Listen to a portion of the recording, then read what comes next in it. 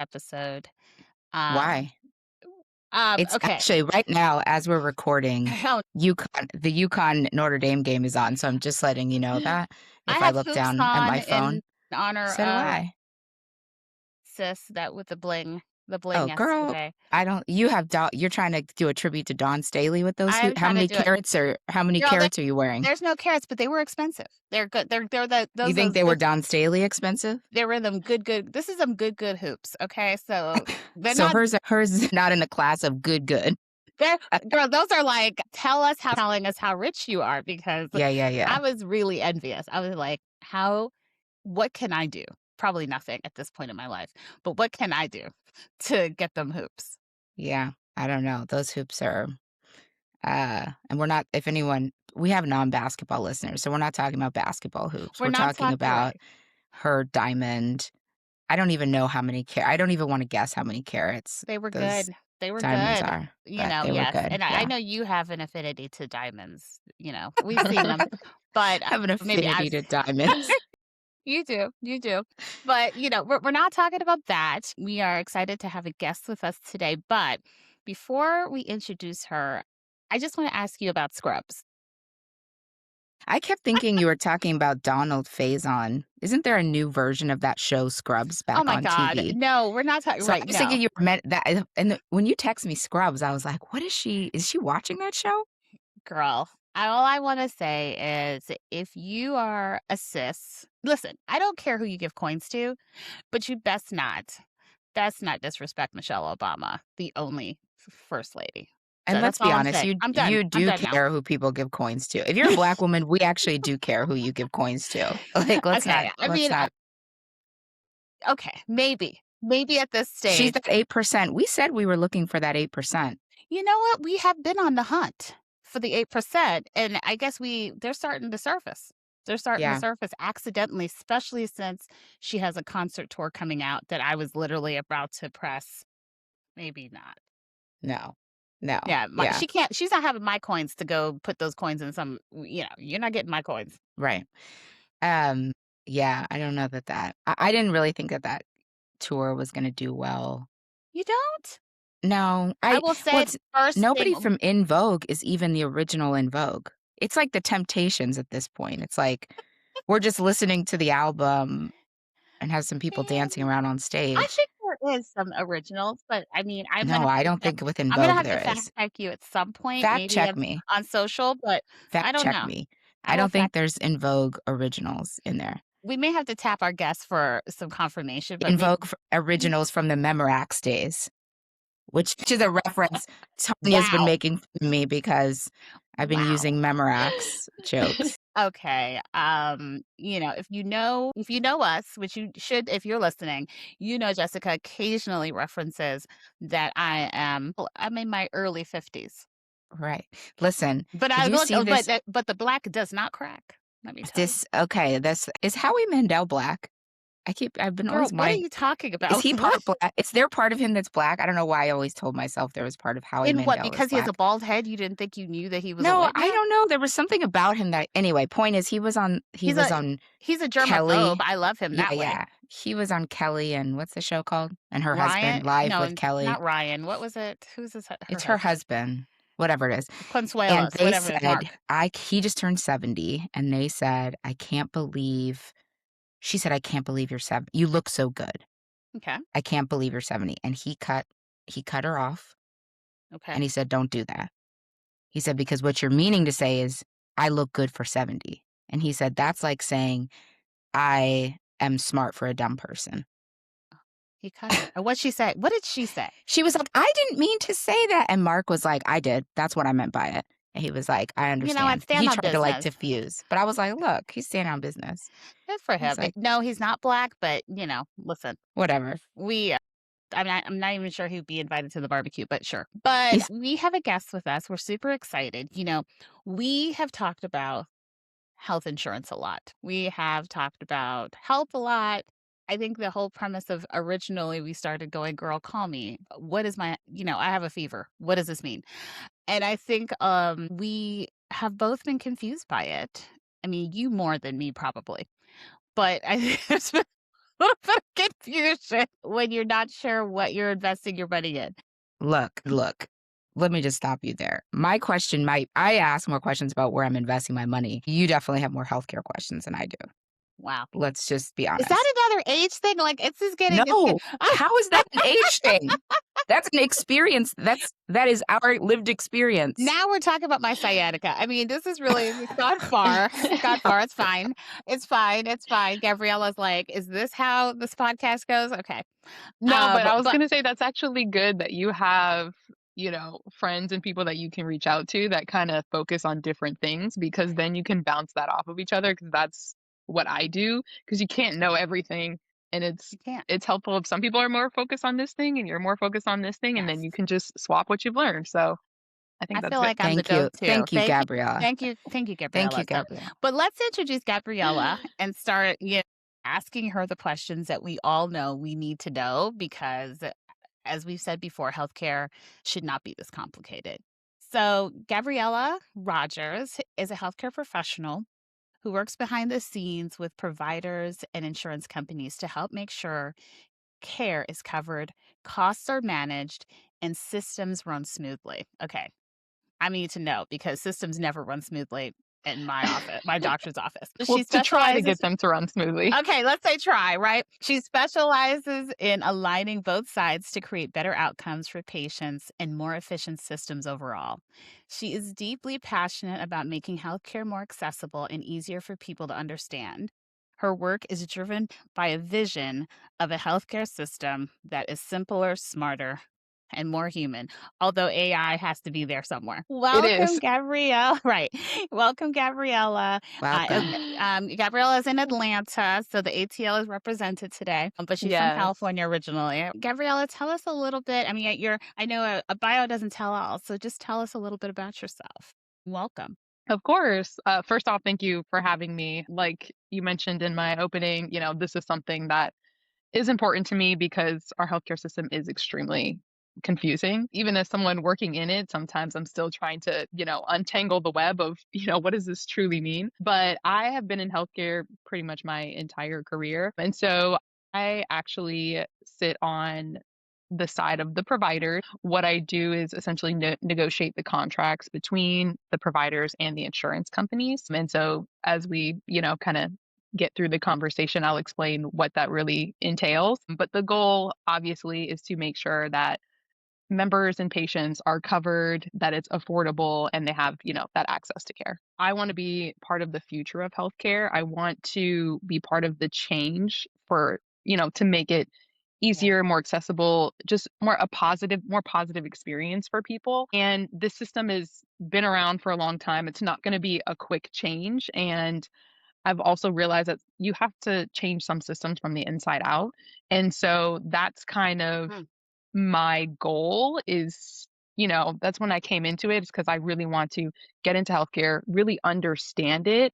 And it is, as I've been in it, I'm like, it is huge. I only know, I realize I know a fraction of it because there's so many different lanes and avenues that connect in order to provide holistic care to a patient, depending on what their specific issue is that they're trying to work through.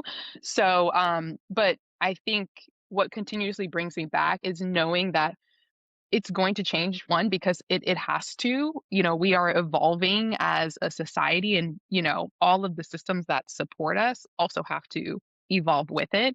And so I think also being a millennial entering that space and knowing that this is eventually going to be the system that supports me and future generations, I want to have a hand in improving that and setting that up for, the future.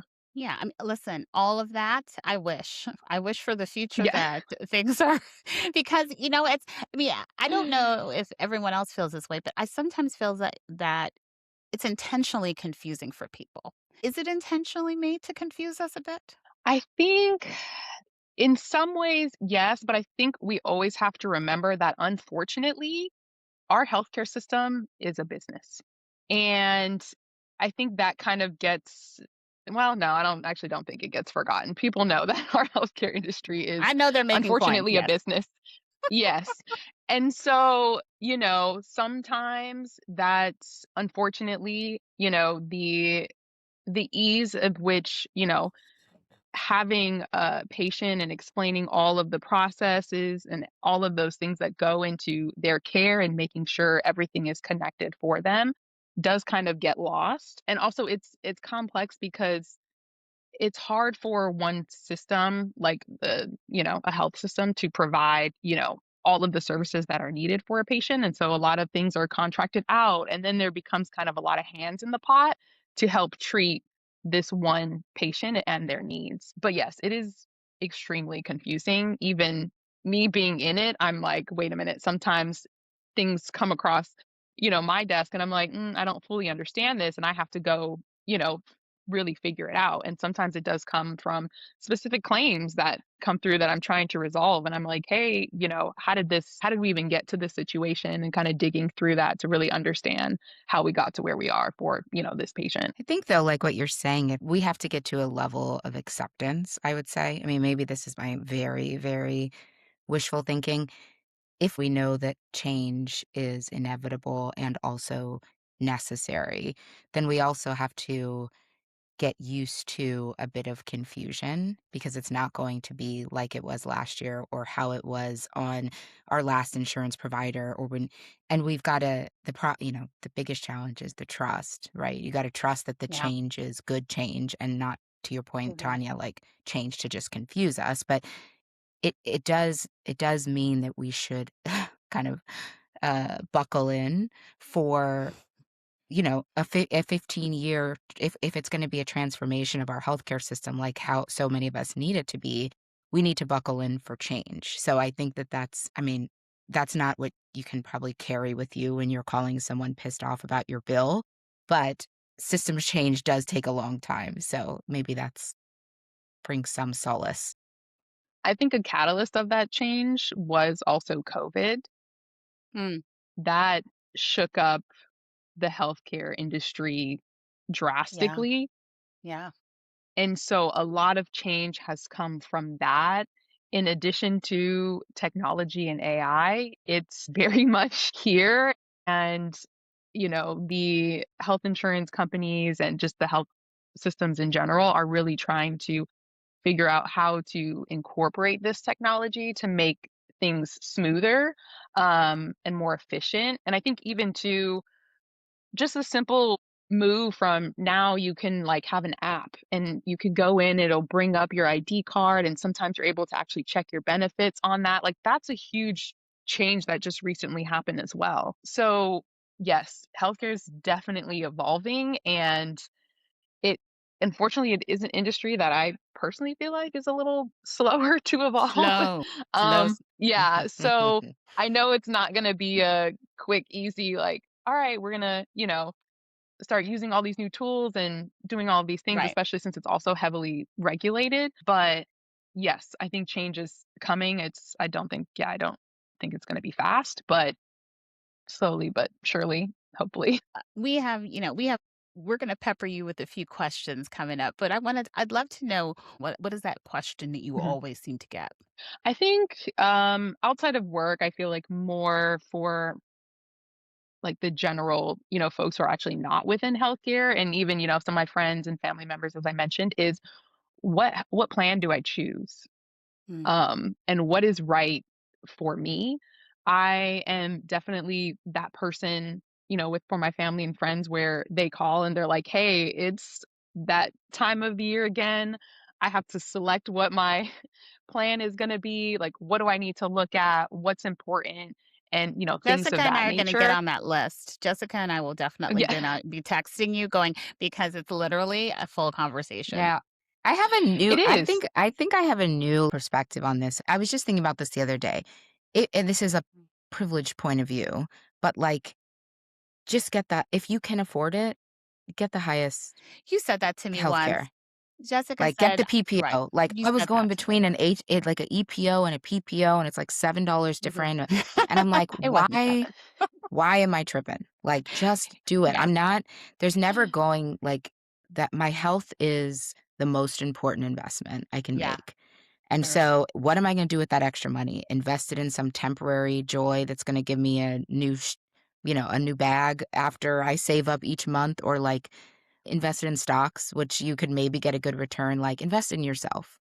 Mhm. I'm acknowledging that's a You privileged did point of it, yeah, view, yeah, and but you did. that's There where was a I'm at. quote. I'm not You said gonna that to think about me. it anymore. You Yeah. said, "You make too much money to get an HMO." That was a quote. I was like, "Okay, Yes. okay." I was like, I "Okay, think girl." that's I I said, think "Girl, it's true. okay." Because I Meanwhile was like, yeah, I was like, the cost. I was like, "What, do I need to do it? Maybe it's better in the." Mhm. I mean, I guess this is a question for you, Gabriella. When you think about it, I know a lot of friends who stick with Kaiser because everything is in the same network. They love that, Mhm. the fact that they don't have to carry their blood work with them to the next doctor. Mhm. I know Mhm. lots of friends who think HMO is similar. They have the same kind of doctor's system and so forth. Mhm. I Mhm. am normally a PPO girl because I like to stick and Go move. where you wanna go. I have a full team. I have a board of doctors. So, which one? I mean, I'd be curious to see which ones do you think are the best ones for, and it doesn't matter based on where they're at in their life and age. Exactly. That's exactly where I was going. yeah. I said the point of privilege and age. Let me say that was not my perspective when I was 30, because I Right. really was trying to save those coins, but Right. yes. So go ahead, Gabrielle. Yeah. I think that is the key, is that really understanding, one, where are you in your life? Also, what are you looking for in the next, either that year or the coming year? For instance, if you plan to start a family, then you really Mhm. need to look at what are your benefits around maternity? And so also, if, like, for instance, me, I've had a knee surgery, when I in high school. And so for me, sometimes I look at, like, okay, physical therapy, things like that. How much does that cost? If I'm like, hey, my knee is acting up, I want to be able to just go to, the PT. How much is that copay going to be for me? I think it's important for people to really look at where they are in life, how their health is currently. Are they having issues right now that they actually want to get checked out next year? Mm, Whether it's you have back pain or, whatever it may be, is kind of like really looking at your health currently, where you're at. Because for me, I have pretty much stuck with HMOs because I have okay. been blessed to be fairly healthy. And that has been easier for me too, because also when you get the prior authorization, all that's done. So I'm like, you already got the authorization. So I shouldn't have any issues. Yes, you can still have issues with the prior auth because that doesn't, confirm that you're gonna get paid or payment side on the when talking about the provider. But that for me was gave me a little bit of comfort where I'm like, okay, if I have to go through this process that's being checked by, the insurance company, then for me, I read that as like, okay, there should be less, issues, because Yeah. I go to the PCP, they say, yeah, you need to go to a physical therapist or, you know, whatever type of an orthopedic. I went and they're like, okay, yes, you definitely need a knee surgery, instead of just going straight to the orthopedic or something like that. So it it really is, you have to look at everything and where you are in life, health, age, all of that, to really determine what is the best plan for you. And especially also if you take medications, that's a big one that you need to look at. Where do these medications fall? What tier? How often do you take them? Is what you take a generic brand? It's not a one size fits all for everyone, which is why you do have so many options. And luckily for Medicare patients, you have insurance agents actually that you can call, and they will sit down with you and walk through that with you.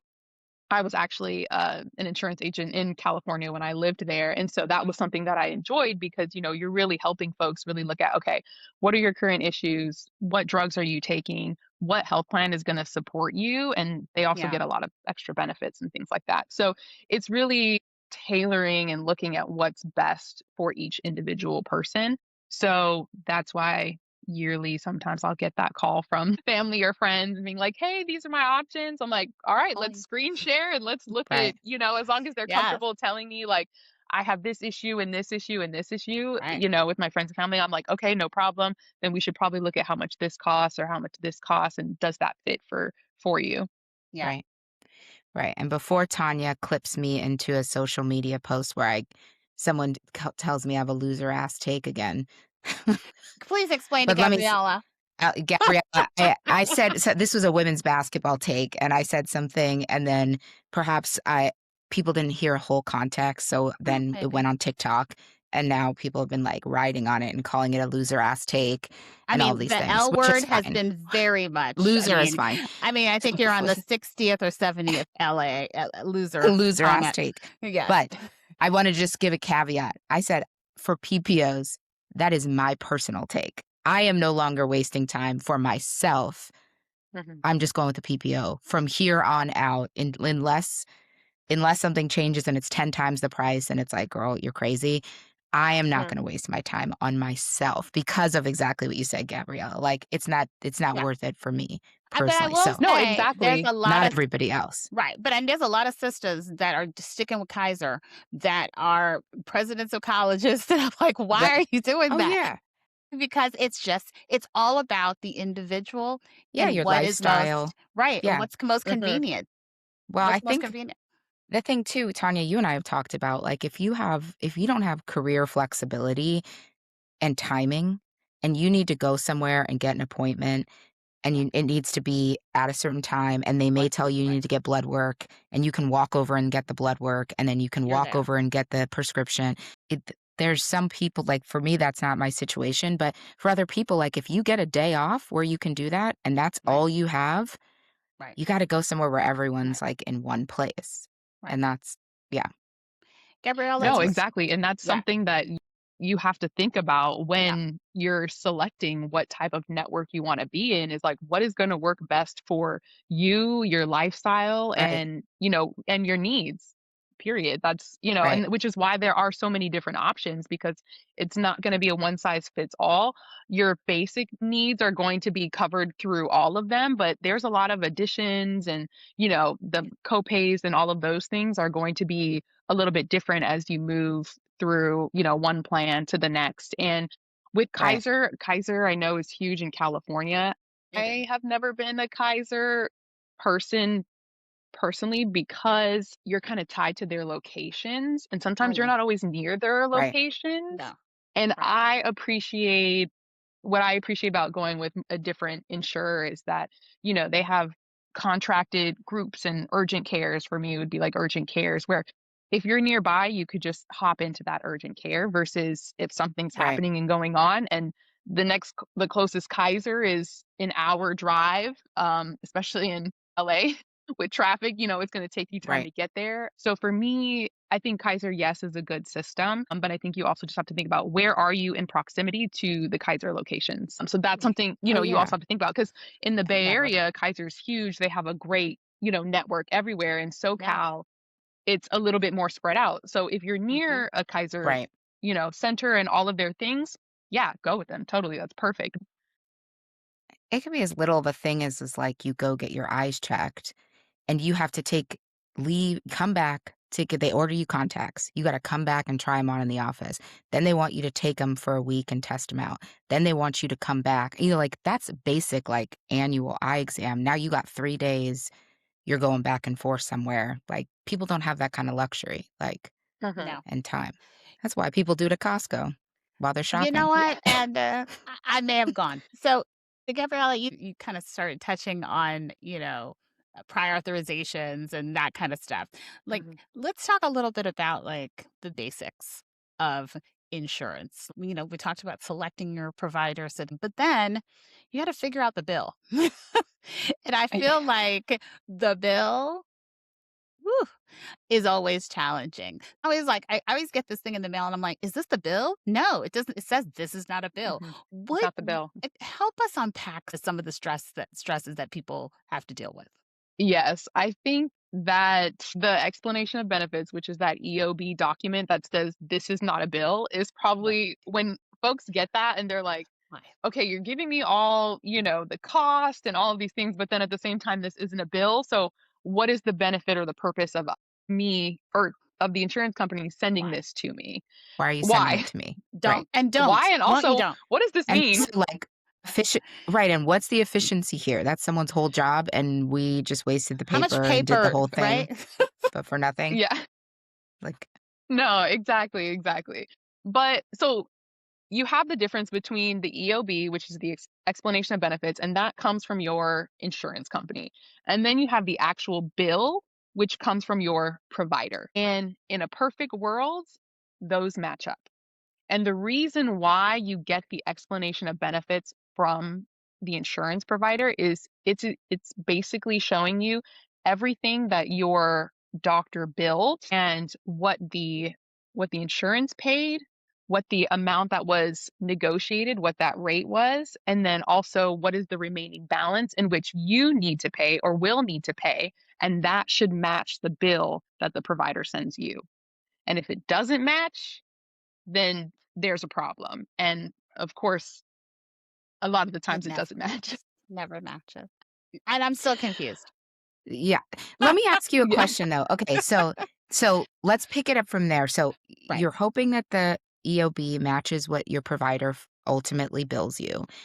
What Mhm, happens then when you get the actual bill and it matches mhm. up, but you also get either a notification from your insurance or a middle party that you shouldn't have to pay this, and like, don't worry, we're still working on negotiating this, but your provider keeps sending you the bill, and it's like, are you supposed to just wait? Because I'm like, I think I've watched one too many documentaries about like medical, like people going bankrupt because they Oh, get like medical claims.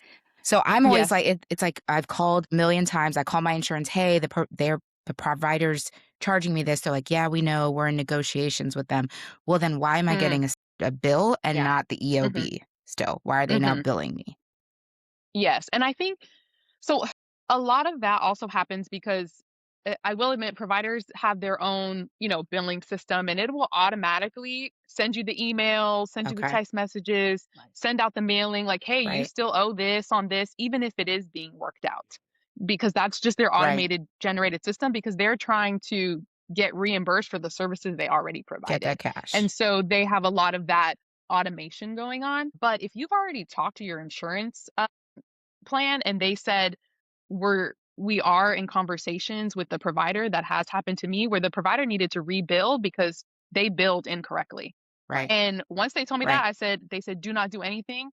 We're talking with the provider, they need to completely rebuild this bill and then you should get a new one and then you'll get a new EOB that should line up.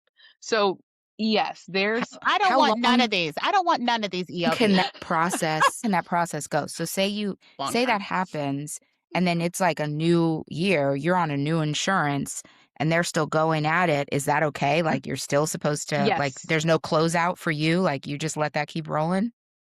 Yes, you will still let that keep going because that's an issue between the provider and the insurance company. And I will say in my role, we have dealt with claim disputes that are 5 years old, 7 years Ooh. old. Like Did you Damn, say they 7? are still I will say damn. yes, they are still that's alive and not well. no, no, no, I Okay, don't think this makes me feel reassured because it I'm like, does? yeah, because I've gotten these Not at ones all. like that are like in my head, like efficiency is always like top of mind. So I'm like, this is 7 months old. Like, how are they still? And I'm getting a bill every Oh, like 2 weeks. How are they still? Could they still possibly be working on this? But if I'm talking 7 months. If you're talking yes, 7 years 7. now, You I'm should be like, fine. okay, fine, I will say that I mean, I'm the opposite of Jessica. I will let a bill. I want get call my credit because not I'm me. not. But I do have a wife that actually cares. I will say, we had a telehealth thing in which I got a $1,500 bill from the doctor because for some reason they weren't no longer covering telehealth. She spent probably 6 months fighting with mhm, them, talking to the insurance, fighting this. One day out of the blue, 6 months later, we get a check for $1,500 from the insurance company to pay the doctor. pay the bill. But it almost felt like a job. If people have to spend that much, no one has that much time to spend because honestly, most people, Jessica probably would have just sent them a $1,500 bill. Oh, yeah, because if I'm seeing something from a because I think this goes a little bit to, like, maybe what we Pricing. talked about before this, like, there's a trust thing where probably unfairly, people trust their provider more than they trust their Mhm. insurance, and so, Mhm. if my provider keeps sending me this bill and is like, "They're not giving me the money," I need this money. Mhm. I have a relationship with my doctors where Right. I don't have, and I'm also worried, like, if I don't pay this bill next time I come in, are they looking at me like, "Oh, here's the girl who don't pay her bills?" Like, Okay. Mhm. Nobody. I'm worried about, like, I mean, I'm worried about level of care. I'm truly like, if I'm like, do they stop seeing you if they see that you have an outstanding bill with the Mhm. provider? Meanwhile, insurance, I'm like, it's a bias, but I'm like, yeah, they're probably they dragging their feet and they're not going to get this done. So let me just pay it and someone will ultimately figure They it would out and have make it never. right. And They if they would have. don't, at least I'm not the one who's like not getting care because I have some medical debt. I Mhm. know it's I wrong, think but I think one thing too is that I think the reason why it takes so long too is because there are so many claims. Hmm. We're dealing with so many services, so many claims every single day. It just keeps adding on. If you think about the millions of people that are going into an appointment or just showing up at the hospital, urgent cares, everything. And so, it does take time. And then also to truly look at like in certain claim situations where I'm trying to understand this is not really for like from the member side, but as a provider of like, okay, how come we didn't fully receive the full allowed amount that we were allowed for this claim? And having to like peel that back. I'm like looking specifically at what codes were actually, billed and which ones were denied. And I'm doing that on a claim, sometimes by claim basis. I'm looking at, especially if the claim is a high enough amount, which is usually when it, comes to our level. But yeah, you'll be looking at claims that, oh, this claim was allowed, $100,000, but we only got 60. So what, where's that discrepancy and how do we And how did look at they that? decide 100,000? Because I think they're just hoping. So sometimes right. I feel like the hospital, let's just say you go to an office that's in some hospital. There's a hospital Hmm. bill, there's some administration bill. There's, you know, they're just tacking it on, just hoping that the insurance company will say sure. Am I wrong? I mean, So, I'm clearly in conspiracy world, but I'm just tell me if I'm wrong. so so what I do, do the contract negotiation. So I do the contract between the health systems and the insurance providers, right?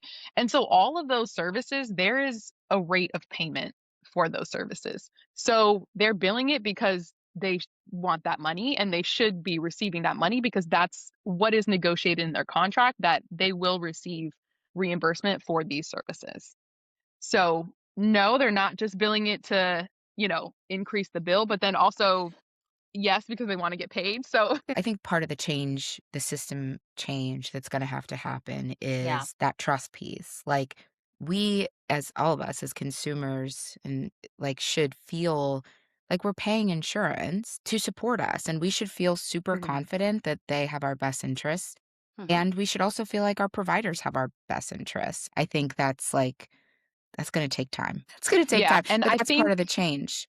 That's just yeah, that has to change. yeah, and to be honest, right now, it's actually getting worse in negotiations, and you'll see that sometimes where in the press where if it's a huge health system, they're like, "Oh," they'll do the press release of, they're in negotiations, they may not reach alignment, and if so, this entire health system is gonna be no longer contracted with this big payer, Anthem, Blue, Humana, whoever it is, and just know that, kind of a heads up to the patients, like, this is a potential to what may happen because the parties are not able to align on renewing that contract and that agreement with each other. And so that's actually something that's getting worse, unfortunately. And one thing that I'm like, how do we fix this? Because at the end of the day, the folks that are getting hurt are the members and the patients. We should be Yes. in this to make sure that people are getting coverage, we're making people healthier. But like I said in the beginning, unfortunately, our healthcare system is a business. Yeah. And every business is trying to increase their profits and their revenue and, all of that. It has been more challenging, especially with inflation lately. The reasons when providers go to the table to insurance companies and they're like, "Hey, all of this is so expensive," or just the cost of running the hospital, paying for all of the nurses, the providers, all of that, and that goes up annually. And so having to say, "Hey, we need X% increase on our rates in our contract in order to sustain, providing all of these services, to your patients." Right. And then Right. also the insurance company saying, okay, but why does it cost so much? We need to reduce the costs because also, you have employers who purchase the packages from the insurance companies and they use that money to pay for the claims for those employees. But if the insurance company is paying, Right. an arm and a leg for these services, that increases costs for the member as well. So it's this fighting game. But also at the same time, you have the insurance companies publishing, oh, they've had record breaking profits for this year and things like Right. that. And we use that as Right. healthcare systems. We're like, hey, you said you couldn't give us, an increase, but over here you saying you just made $5 billion, so why can't, Right. you move that money into the clinical side of things and taking care of the patients? It's challenging. It definitely is. Yes, it's a business, so we face all these issues, but if it was Hmm. a fully funded federal program, I mean, look at Medicare this year. You have people, like, wondering, like, every day, "Am I gonna be covered for this? Is this gonna be dropped?" We got the president coming out with his own prescriptions and Hmm. a website that's like a, whatever that is. So, e right in these days, it's like it seems like either way, it's a like you said, it's, like, coming to a head. Hmm. And I think one thing that's important to mention is that for, healthcare, you have the different, we call them, your lines of business. So you have your commercial business, which is the folks that are getting employed through their employer or the ACA, that's what we would consider commercial. Then you have your Medicare and then you have your Medicaid. And as we know, Medicare and Medicaid are run by the government. And so they actually have a fee schedule for they set the prices for servicing those patients. And on the commercial side, there is no fee schedule. So that is why it's negotiated. A lot of folks will use Medicare as kind of like the baseline for the rates All of services. commercial, use a, a government fee schedule as the baseline. But to be honest, the payment for that is typically very high. Usually can be anywhere from like 250% of Medicare up to like 350% of Medicare for the commercial population. And the reason why that is that systems are also using the money that they're generating from the commercial population to subsidize the Medicare and the Medicaid. And that is challenging because as employed folks, we're paying the highest, cost and they're using that, to subsidize. So it This is. is when we lose our 65 plus listeners, because 'cause I'm about to be like, "So we're paying for their Social Security and their This is when they Medicare, and hung it's up. not gonna be around for when we are there, but Right. we're paying for it right now." That's the angry millennial coming out in me. So, I mean, Yes, yes. this is all just listen, we're not gonna fix either side, right? How do you advocate for your side? I mean, I will say my wife is a pretty good example. We got that check, we pay, we're done. Yeah. But the average person, what do they do? And I mean, and what's some tips and advice that you have for them? I think the key for that is really taking your annual election of what plan you're going to participate in very seriously. I think the key is really sitting down and carving out the time to truly look at what are Love all that. of these options that I have and what's the best plan to elect for me this year. And then once you select the plan that you believe is the best fit for you, you will have to continue to do your due diligence as you use services and get the EOBs and you get the claims. And I know it is a pain in the butt to, have to be like, hey, this does not align, calling the insurance company, calling the provider's office. Members can actually file their own like appeals and Mhm. grievances to the health insurance companies. And if you really do have a huge bill and you've gone through that whole process and you're like, no, this is just incorrect, you can file that and they take those extremely seriously. Extremely seriously. Also, if you have something that happens in the hospital, you can even have the hospital back you in submitting that appeal, or sometimes you can write over that you agree that the hospital can appeal on your behalf. And so that is very helpful. Anytime you get the member involved with insurance, they have to listen. So unfortunately, there's no like easy way through this. It's just you have to really advocate. If you get a $1,500 bill and Mhm. you're confused, do you call the provider? Do you call the insurance company? And how do you decide which one's the best first? I would definitely call the insurance company first because the EOB should actually go through line by line what was billed by the provider and what they were allowed, what your portion of that is, and kind of what the total payment was, all of the discounts from the insurance, all of that. So I would definitely say call the insurance company first and have them run through it with you. They get calls every day regarding claims, and they should be able to walk you through this, and you can say, "Hey, I received a bill from my provider that is stating this." And if you can compare them and you see, this one has XYZ CPT codes on it, but the EOB doesn't, then that means there were additional charges on the bill that maybe should not be on Mm. there. Another thing with insurance, which I'd love you to talk about, is people's relationship with the primary. And to your point about COVID, I think this came up a lot. With HMOs, right, you need to have this established care with a primary physician Mhm, who's providing you these pre-authorizations. And no, I know in the PPO world, so many primaries have like a 6 to 9 month waiting list. And then they're prioritizing PPO patients in some cases before HMO patients. And so mhm. HMO patients who maybe get a new insurance and need to go find a primary, can you talk about that challenge with the primary when it comes to insurance? Yeah, I think really we also have to understand that we are in a doctor shortage, and unfortunately, it is Yeah. getting worse. There Yes. are Yeah.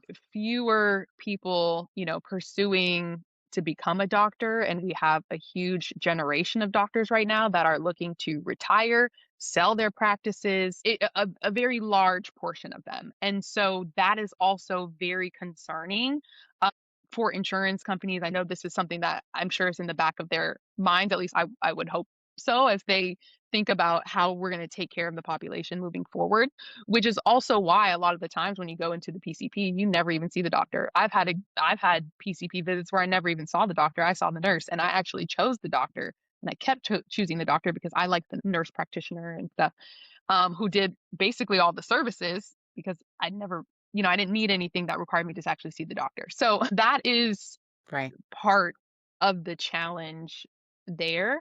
Tanya told me about I had everyone knows in the first episode of healthcare, I talked about I had an interview with an It didn't go upcoming well. primary. Didn't go well. So we'll not be going that direction. But heard from a friend, they had a great experience. I went to call. They're like, "Yep, we have an opening in August." Mhm. I'm just trying to establish care. So, and because I have a PPO, that's fine for me. But if I was someone who He did. needed, as I'm an Right. HMO and you have to have a primary, like that's really Mhm. challenging. If you're changing jobs, if your insurance changes at your same job, and they don't take your primary doesn't take your new Insurance. insurance, like, that hunt for a primary, I mean, like you say, is just getting harder and harder. Yeah, no, for sure. And I think I'm guilty of this too. I just have to pick whoever, and I'm like, okay, this person Don't hope for the looks best. good, so I'm just gonna pick. Yeah, literally, and hope for Okay. the best. And then sometimes I'll end up seeing them and be like, I don't really care for them. But then I'm like, well, who do I go to next? Or the situation that I'm actually in now, my doctor left the group. I got automatically switched to this other doctor, went to see them, and I was Mm-mm. like, oh, I don't really vibe with you. But then I looked in the network, and where I'm located, there weren't I don't have a lot of options, and I'm not trying to drive very far, so I'm just sticking with this doctor that I don't really care for because they're close and my best option. I'm telling you, it's a full-time job. It's almost a full-time. Yeah. Is the negotiation period so most of, open enrollment for commercial plans is usually what, A month. October through November, something like that. Uh-huh. Uh-huh. So if you're calling around in October trying to see, in January, I have this new insurance. Are you going to take it by then? Should the provider know if they're going to be taking it by January? Or could it be possible that you're having a call and then January 1, they're like, yeah, actually, we don't take it anymore? Yeah, that's very possible that they will not know. Okay, Yeah. or they retired. Or Yeah, right. But I will say a lot of the large, like, health system contracts with the insurance companies, they usually when we negotiate contract, the initial term is usually a couple of years, and then we have, you know, Okay. the contract be evergreen, which means it automatically renews, Mhm. and Hmm, that is to prevent any lapse in you know, Right. care. in Yeah. care for the patients. So, the reason why sometimes you'll see online that, hey, they haven't gotten to a renewal, or agreed that it might be termed is because when, let's say, either the insurance side or the hospital system is like, no, we really need to increase our rates in order to continue to provide care, then as a contract, you have, a term notice. You can send it like a year out because it takes a long time to negotiate. And you send a notice, say, hey, this is a notice that is our intent to terminate, but Mhm. on the basis of us renegotiating our contract because we need Yeah. more support, and we need to raise our Right. rates in order for us to continue, providing care. And so those are the instances in when you'll hear it come into, the media because somebody sent somebody a term notice and it was a term to Right. renegotiate. So it's like we need to come to the table. It's The forcing the table. parties to come to the table because a lot of the times the insurance companies will just keep kind of kicking the can down the road and not wanting to negotiate and deal with you and pushing it off Oh, as much as possible, which is the reason why some large health systems now have to strong arm them and say term to negotiate because you keep kicking the can Say, down the "Girl, road call and we me." can't. girl, Yes, now and now, yes.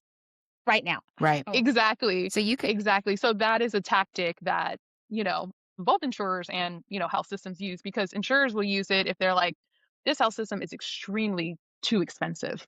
Like your rates are right. just astronomical. We need to figure this out. That's those are the reasons why the insurance would send a term and then vice versa. The health system would send the term if they're like, our rates are extremely too low. Gotcha. it sounds like there is a lot of, as Jessica keeps talking about, trust that we need to build and a lot of patience. I mean, Right. that, if you're thinking, if you're someone, you got to take time to, look up, research, make sure you're making the right decisions for your care. And Ask then clarifying questions. write down, ask a friend, tap a friend, Eh, call a friend, Yeah. and make sure you're asking those questions. And then you really do have to be patient because, in theory, you could be in the swirl or in the circle for hopefully not 7 years, but could be 7 months. But you talked a little bit about in the beginning about what you hope will be the future. Mm-hmm. And I'd love Hmm. to hear, we've talked about the challenges. Where do you see healthcare going? Where do you see the system going? And what is, when you think about your wish, what do you Hmm. think? What do you hope for? Yeah, so this is actually the part of healthcare that I'm getting more and more interested in and curious in because it's also a place where some states are already moving to. California has a good foot in the door already. And this is this term, I'm sure folks may or may have not heard about it, but it's called value-based care. And Oh, so essentially mhm. in California, which is where most of all of my contracting experiences is that a lot of providers in California will take risk. And what that means with risk is they're saying, health insurance company, if you give me X amount of dollars for this member every month, we will completely take care of them. Whether we if we manage them well, we can make money. If we don't manage them well, we're going to lose money, but that's on us. And so that kind of puts an onus on the providers to do better at like managing the patient's care and making folks more healthy in order Yeah. to reduce costs. And so that's like kind of the risk version of it, but there's also just traditional value-based care where health insurance plans will say, "Hey, if you reach all these 10 metrics for this specific population, we'll give you a bonus at the end of the year because you made sure that all of these people had their annual That's wellness interesting. visits, their breast screenings, their, Yeah. This is what the we have. mammograms, the So, full disclosure, colonoscopies." Gabriella, I selected to have that because This I is was like, what I I took a risk. I took a risk on that, and I have a value-based PPO, right. That makes and Okay. I never understood what it's so never understood interesting, what it though. was. Yeah, because I think you And don't they give understand. money to do different things. Actually give us I Right, get benefits to get my mammogram, to get the right. colonoscopy, to get Mhm. all of these different things to check it off, to go get my dental, to go get To my not eyes checked. smoke, you get a discount on your rates if you don't smoke, So, if you all get these things, right? right. Cholesterol, if my waistline was smaller, all of that, I would have got $10 more probably, but it was We'll not, leave so it. I mo we move on. Uh, That's a but they it's so interesting working in healthcare, though, working for a provider, and when it's benefit time, your insurance is presenting the insurance company is presenting to you in partnership with your healthcare provider what a value-based plan is. Right, They're only presenting to you what your benefits are as a consumer, right, and the but it's so discount. helpful to Right, understand the business side of it because if you're a right. business person, I actually love to hear that they're incentivized by Me getting too. people to be healthier because then I understand, Mhm. like, well, one, I understand the leverage I have as a Yes. member, but that's an and then you also understand that, like, your organization is kinda betting on you in a very different way, and so it kind of Yeah. Yes. incentivizes you in a different way, but that's not the message they're gonna I understand why And they don't give that no to the one has ever person. explained that port. I mean, No. it says, well, you get a little bit of a discount. But and you're like, "Oh, okay, I'll try this value-based And care." the number one But question people kept asking was, "Is this the same as a high deductible plan?" right. Because that was what everyone's so used to, like, the Oh. 3rd plan being, Mm, right? Is like mhm. PPO, Right. HMO, high deductible, and now it was like HMO, PPO, No. value-based care. We're like, "Value-based care? What is this like? What is it? Is this like doctors who are compassionate? Like, what does this mean?" That's so Yes. you Like, just unlocked a lot yeah, so go with like, that. explain that again, like, for what people are thinking about that, like, if they see that on their thing, value-based, this is an opportunity for that. In some ways, they're incentivized to keep you healthy. Yes, no, exactly, and that's the whole push for value-based, and California's doing a great job. California's usually ahead of the curve with all that, but they've already have a lot of ways in which they've implemented that, and so that's why I see that as the future because the focus is more on all of the preventative work and increasing the health value of populations versus come in, I provide you services, and then I get paid, And then also too, a lot of some of the measures we call them that, the providers are being measured against to make sure that they're reaching all of these quality goals and stuff. A lot of them are things that should have already traditionally been done, but providers have not been consistent on actually tracking all of these metrics, to really make sure that the population actually is healthy. But that is really where healthcare is going. Now the insurance companies are, if you can, you know, make your population healthier, you'll get a bonus at the end of the year. But with that also comes the health system have to invest in creating that system to manage the patients. It is not easy to get people to go to the doctor. An annual wellness visit for Mhm. some people never even wanna go to the doctor, they don't even like going to the Right, doctor. So having to right. try to get them to go, the health system Yeah. has to have in previous health systems that I worked An in, you have incentive. an entire I mean, you give qua me you an entire $300, I'm going. I was just They give gonna me say, I told my $300. I this mean, for week, I me to get just my told my mammogram, husband, I said, shoot, "Look, get there, tell them you need these 5 things," and he's like, normally it'd be like, "No," and I'm like, "This is gonna give us a discount on our" he's like, "Okay." we'll get He'd 500. You'll get right. 500. I'm like, Soon I as he mean, heard coins. right. I mean, if you're gonna give me something, I mean, yes, I'm Mhm, getting something because I'm getting health, right? We should Right. all be wanting health. But at the end of the mhm, day, if I know if I can check off these three things and maybe get three mhm. to 700, depending on my waistline, I will do it. Mhm. I'm stuck on the waistline, I'll be honest. It's like the game of I I'm so think mad it's about the true though, waistline. like, the gamifying it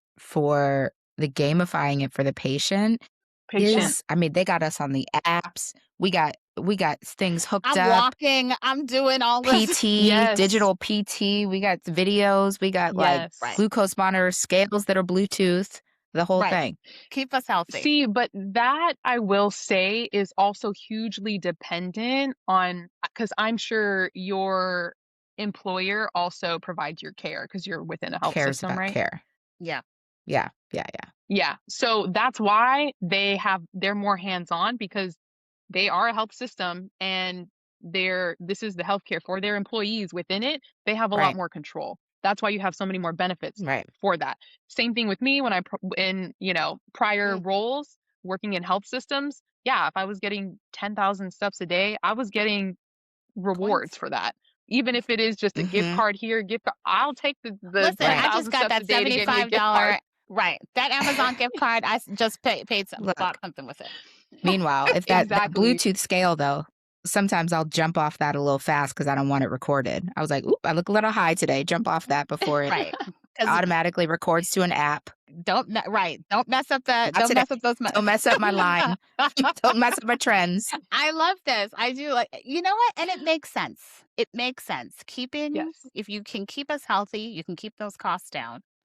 And Mhm. then, there's a sense of for Look, everybody. that's a plug too for when you're looking for a new job or Mm, when you're weighing, options. the different options and perks when you're looking for jobs.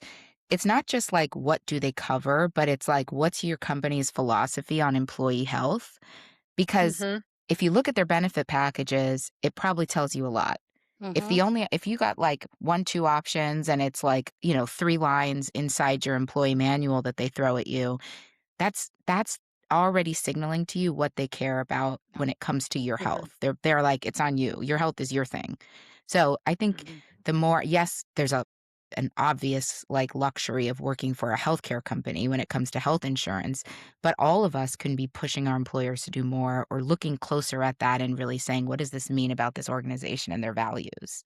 Oh yeah, 1,000%. And I think also too, some employers give you extra perks where, a common one that people talk about is the gym membership. Sometimes you could get gym memberships to a wide variety of places for $20 through your insurance and you could go to 5 different types of gyms or you at least get a discount Yeah.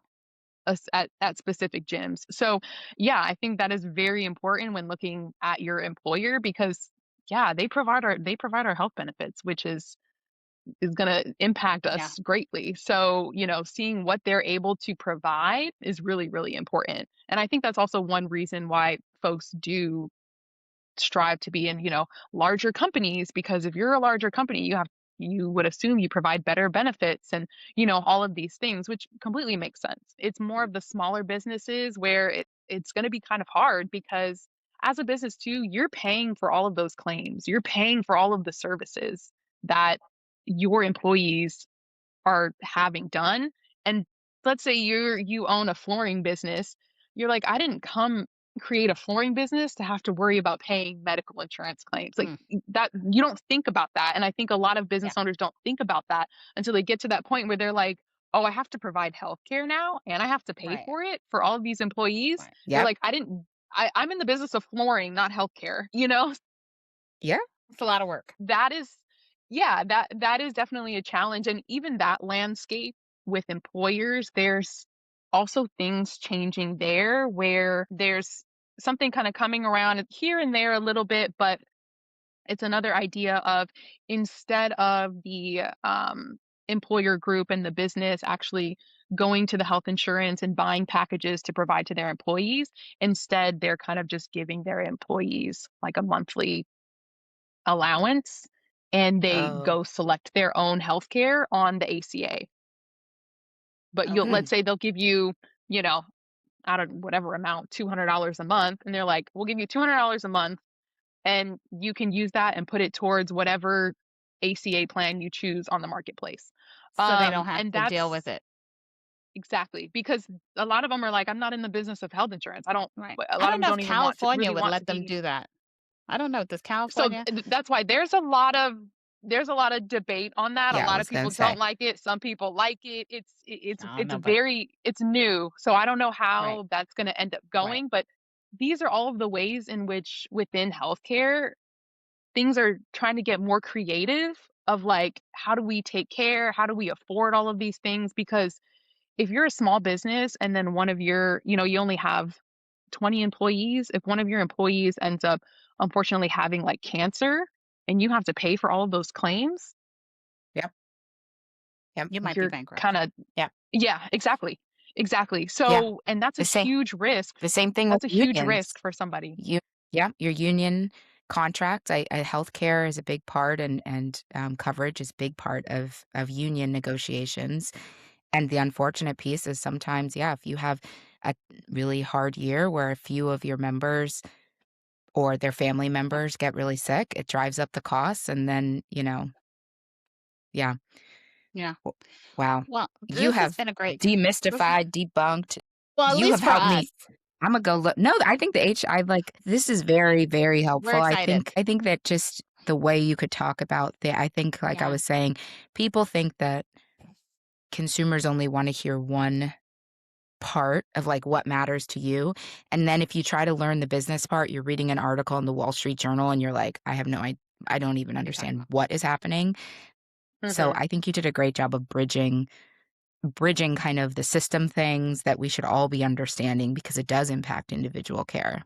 Yeah, and I think Yes. that if you have resources to share with us, we will be happily to put in our share it with our socials and, the what's your final takeaway? What is your final thing? Like if you could tell everyone to do this, what's that one thing that you would tell everyone to do? I think it would definitely be to advocate for yourself, and take the time to, as I've said before, make sure you take the time to really look and when you evaluate and choose your plans. But with all of the issues that come with, Yeah. once you see a doctor and claims and bills and EOBs and all of this is truly to advocate for yourself because if not, no one else will, and you'll just Right. be, expected to pay or you'll get boggled down by all of the, the bills that are piling on top of each other. Unfortunately, it is gonna take time. That does take time to advocate for yourself, but it is really important, and I think that's kind of the key if you do have issues that come up around Right. your health insurance and your coverage. So, yeah. Well, Gabriella, if you don't have one, you might have your next business. I'm always thinking about somebody's next business, but I feel like you are about to have a full consulting or maybe some like AI thing. We'll talk. We'll talk because I feel like I would use it. I would use it. I know Jessica would too. Look, Yeah, no, the I amount yes, probably. That's another thing that I don't know what's happening, sure. A Black woman concierge, yes, need it. It. Black yeah. woman concierge. I love Added. that. We just elevated a black woman concierge. There you go. Yeah, We'll no, license Girl I Call Me agree. out if you want that to be if you girl Okay. call me about Girl, health insurance. girl, call. So, yes, I am already trying to, work on how to just Okay. educate the masses more on our healthcare system and how to navigate that. I'm sure you'll see something else. I'll reach out when, I'm ready. Girl, call us when it's ready and we'll push it out. Thank Thank you. you. Like, subscribe, Thank and you so much. listen.